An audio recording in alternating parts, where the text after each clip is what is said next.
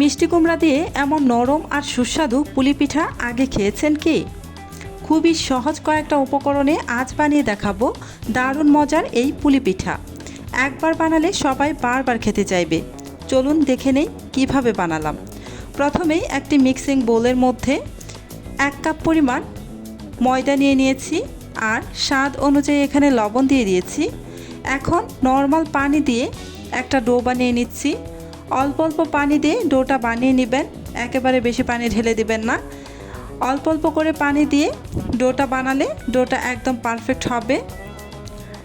এই তো আমার ডোটা বানানো হয়ে গিয়েছে, দেখতেই পাচ্ছেন। এবার এই ডোটাকে আমি 2 ভাগে ভাগ করে নিব। এখন আমি এই ডোটাকে ঢেকে রেখে দিব প্রায় 10 মিনিটের মতো। এবার চলে যাব এই পুলি পিঠার পুর তৈরি করার জন্য মিষ্টি কুমড়া দিয়ে। চুলায় একটা প্যান বসিয়ে গরম করে এতে আমি 1 চা চামচ পরিমাণ তেল দিয়ে দিলাম। তেলটা গরম হওয়া পর্যন্ত আমি অপেক্ষা করব।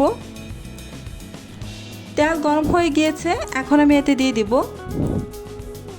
কুচি করে রাখা মিষ্টি কুমড়া। এখানে মেজারমেন্ট কাপে মেপে নিয়েছি। মিষ্টি কুমড়াটা কেটে ধুয়ে পরিষ্কার করে তারপর মেজারমেন্ট কাপে মেপে 1 কাপ পরিমাণ কুচানো মিষ্টি কুমড়া নিয়েছি। স্বাদ অনুযায়ী লবণ দিয়ে দিব। লবণটা অবশ্যই সামান্য একটু দিবেন, খুব বেশি লবণ দিবেন না। আমি এখানে গুড় ব্যবহার করব, সেই জন্য এখানে লবণের পরিমাণটাও কিন্তু কম লাগবে। লবণটা দেওয়ার পর নাড়াচাড়া করে মিশিয়ে নিয়ে ঢাকনা দিয়ে ঢেকে প্রায় 2 মিনিটের মতো অপেক্ষা করব। চুলার আঁচ মিডিয়ামে রেখে আমি 2 মিনিট ঢাকনা দিয়ে ঢেকে রেখেছিলাম। এই যে আমি ঢাকনাটা একটু খুলে নিয়েছি, এবার নেড়েচেড়ে নিব। মিষ্টি কুমড়াটা সিদ্ধ হয়ে গিয়েছে, আমি চেক করে নিয়েছি। যেহেতু একদম কুচি করে কেটে নিয়েছি, তাই এই মিষ্টি কুমড়া সিদ্ধ হতে খুব বেশি সময় লাগেনি। এবার এখানে আমি 3 টেবিল চামচ পরিমাণ গুড় নিয়ে নিয়েছি, গুড়টা দিয়ে দিয়েছি। গুড়টা দেওয়ার পর নাড়াচাড়া করে একটু মিশিয়ে নিয়েছি। গুড় দেওয়ার পর কিন্তু একটু পানি পানি ভাব হয়ে যাবে, এটা কিন্তু একদম শুকিয়ে ফেলতে হবে। এবার এখানে দিয়ে দিব কোরানো নারিকেল 2 টেবিল চামচ পরিমাণ। নারিকেলটা দেওয়ার পর আবারও নাড়াচাড়া করে মিশিয়ে নিচ্ছি। এখন আর কোনো উপকরণ লাগবে না, আমি একদম নাড়াচাড়া করে পানিটা একেবারেই শুকিয়ে ফেলবো, যেন একটুকু ভেজা ভেজা ভাব না থাকে। এই যে পুরটা আমার হয়ে গিয়েছে, নামিয়ে এবার ঠান্ডা করে নিব। আর এদিকে চলে আসলাম, আমি যে ডোটা বানিয়ে রেখেছিলাম, এই যে ডোটা দেখুন একদমই সফট হয়ে গিয়েছে।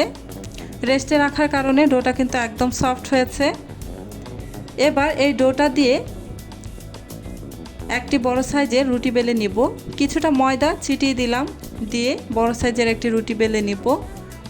রুটিটা পাতলা করেই বেলে নিব। এই তো রুটিটা আমার বেলে না হয়ে গিয়েছে। এই যে দেখুন কেমন মোটা রেখেছি আমি, একদমই পাতলা করে রুটিটা বেলেছি। এবার একটি কৌটার মুখা নিয়ে আমি এই যে ছোট ছোট রুটি কেটে নিচ্ছি। পুলি পিঠা যেহেতু বানাবো, সেই জন্য এই যে কৌটার মুখ নিয়ে আমি এভাবে ছোট ছোট রুটি কেটে নিচ্ছি। আপনারা চাইলে স্টিলের গ্লাস বা কুকি কাটার দিয়েও কেটে নিতে পারেন। এই যে রুটির বাড়তি অংশটা আমি আলাদা করে নিচ্ছি, এটা আমি পরবর্তীতে আবার বানাবো। এবার আপনাদের পুলি পিঠার শেপটা দিয়ে দেখিয়ে দিচ্ছি। আমি যে পুরটা বানিয়ে রেখেছিলাম সেটা কিন্তু একদমই ঠান্ডা করে নিয়েছি। ঠান্ডা পুর এখানে ব্যবহার করতে হবে, গরম পুর দেওয়া যাবে না, এতে করে পিঠাগুলো কিন্তু ফেটে যেতে পারে। তাই একদম ঠান্ডা করে তারপর ব্যবহার করবেন। এখানে পর্যাপ্ত পরিমাণে পুর দিয়ে মুখটাকে খুব ভালোভাবে বন্ধ করে দিলাম। এবার একটু ডিজাইন করে নিব। আপনারা চাইলে এমনিতেও ভেজে নিতে পারেন, বাট আমি একটু ডিজাইন করে নিচ্ছি। এই যে দেখুন একদমই সহজ। একটি পিঠা আমার তৈরি করে না হয়ে গিয়েছে, আপনাদের আমি আরও একটি পিঠা তৈরি করে দেখিয়ে দিচ্ছি। এই যে আমি কিছুটা পুর এখানে দিয়ে দিচ্ছি পছন্দ অনুযায়ী। পুরটা দেওয়ার পর 2 পাশ ধরে মুখটাকে ভালোভাবে সিল করে নিচ্ছি, যেন বাহিরে পুরটা বের হয়ে না আসে। এই তো ভালোভাবে মুখটা আমার সিল করে নেওয়া হয়ে গিয়েছে। এখন ডিজাইন করে নিব। এই ডিজাইনটা একদমই সহজ, যে কেউ বানাতে পারবে আর প্রত্যেকে এটা পারেন। এই তো এভাবে আমি সবগুলো পুলি পিঠা তৈরি করে নিব।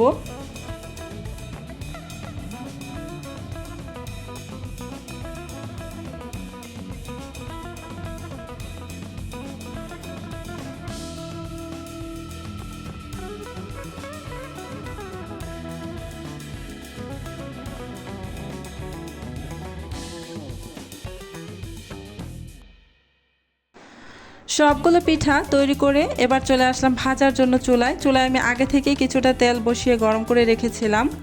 এবার এই তেলের মধ্যে বেশ কিছু পুলি পিঠা দিয়ে দিয়েছি, দিয়ে প্যানের 2 হাতল দৌড়ে নেড়ে দিয়েছি। তারপর এই যে কিছুক্ষণ পর একটি কাঁটা চামচের সাহায্যে নাড়াচাড়া করে নিচ্ছি। এভাবে উল্টে পাল্টে গোল্ডেন কালার করে ভেজে নেব। আপনারা চাইলে একেবারে ডুবো তেলে এই পিঠাগুলো ভাজতে পারেন। এই যে পিঠাগুলো আমার ভাজা হয়ে গিয়েছে। চুলার আঁচ মিডিয়ামে রেখে আমি পিঠাগুলো উল্টে পাল্টে ভেজে নিয়েছি। এবার পিঠাগুলো নামিয়ে নিব।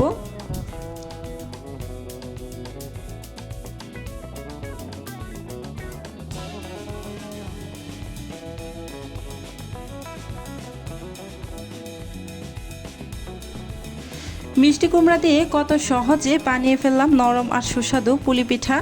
খেতে এতটাই মজার যে একবার বানালে সবাই বারবার খেতে চাইবে। আপনারা চাইলে খুব সহজেই ঘরেই বানিয়ে নিতে পারবেন এই দারুণ পিঠা। ভিডিওটি যদি ভালো লাগে তাহলে অবশ্যই একটা লাইক দিন, চ্যানেলটি সাবস্ক্রাইব করুন এবং নতুন নতুন রেসিপি পেতে পাশে থাকা বেল আইকনটি অন করে রাখুন। আপনাদের ভালোবাসা আর একটি লাইকই আমাকে আরও নতুন নতুন রেসিপি ভিডিও বানাতে অনুপ্রেরণা দেয়। সবাইকে অনেক ধন্যবাদ।